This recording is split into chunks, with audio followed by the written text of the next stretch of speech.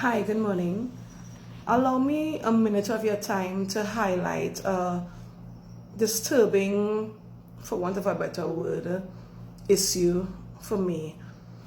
Now, I like to be able to feel comfortable to highlight issues that women are faced with. I know that women tend to, hearing it from a man, will feel discriminated or talking down to. But hey, I'm a woman, and as for those of you who would know me, I always speak from experience. So it's never about talking down to you, but it's always about helping you to see that if I've been through some stuff and I could come out of it and I'm willing to share with others to help them through, then I will expect you to, appreciate it from the vessel. I heard a minister said once, and that this was on my journey to Barbados, our last trip, when he said, take your eyes off of the messenger and listen to the message. And that is something that we don't really take notice of. We pay attention to who is talking, and we miss what was sent to us, not because somebody free to talk to us, but God has used that individual to get a message to us. So take your eyes off of the messenger and listen to the message this morning. Many times in relationship, we hear women complain about, I'm going through this, I'm going through that. He's not understanding my he's not concerned about my feelings, and there's so many things that women tend to complain about. But what I want to say this morning is that let's stop complaining. Let's learn to stop complaining and start assessing. So I want to leave you with this, a bit of homework. We tend to blame, he's doing this, he's doing that, he doesn't understand. And this is how we women, well, most women will tend to react. And this is something that we need to pay attention to, right? We react first, and then after the tornado and the whirlwind and everything and all the disturbance that comes with our reaction, then we look now to see how we could fix this. So let's reverse it this morning. Let's desire in our heart to respond first. Respond brings calmness first. So sometimes an argument look like it want to flare up. Stay calm. If it means walking away to take a deep breath and then coming back and by the time you calm down or whatever, because I remember myself when my husband and I used to fall out, and when he raised his voice, I want to let you know that I have a voice too, so I'll raise my voice, and nobody was hearing each other. We wasn't reaching anywhere. So what I have learned to do now is to control myself, take a deep breath, stay calm, and by practicing, and eventually where that brought us is that we don't argue anymore, we discuss matters, we communicate. So I want you to know this morning, don't blame, don't point out, assess yourself first. If I'm required to be the helpmeet, am I helping or am I adding burden? Am I bringing more frustration? Am I adding pressure to the relationship? No, we will hear plenty women talk about my husband, he stays away a lot, he's not home. When he finishes work, he finds something extra to do or whatever. And my advice always is to ask first, what are you doing to cause that to happen?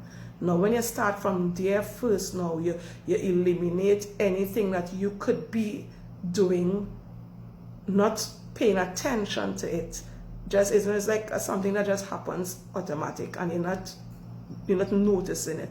But when you can take time to say, well, okay, let me sit back first and see what I need to do, or what is not being done right on my side, then you could start and look to eliminate the factors that will be causing that problem in the relationship. The nagging wife syndrome, the rose and a leaking roof syndrome, we want to get rid of as well. Be that woman who husband would want to be next to, who would want to rush home to. Desire to be that woman. Now, how does that happen? If you only sit around problematic women who always have issues with men, you would never reach there. But if you sit with women who will help you to become the woman you need to be for your relationship, then you're well on your way to becoming the woman your husband desire. Power of association. Don't be that woman who is always running or pushing her other half away and then complaining for everything. Be that woman who is willing to ease burdens, ease stress, make everything at peace, serene, and know who you're hanging out with. Because I'll tell you something, misery loves company.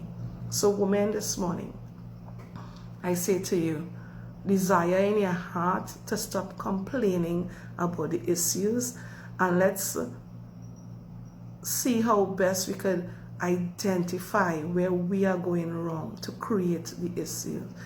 I told a young lady once, she was, heartbroken. It was a repentive heart crying out the amount of mistakes she would have made to cause her relationship to be where it is now, and now she wants things to, she's ready to surrender herself.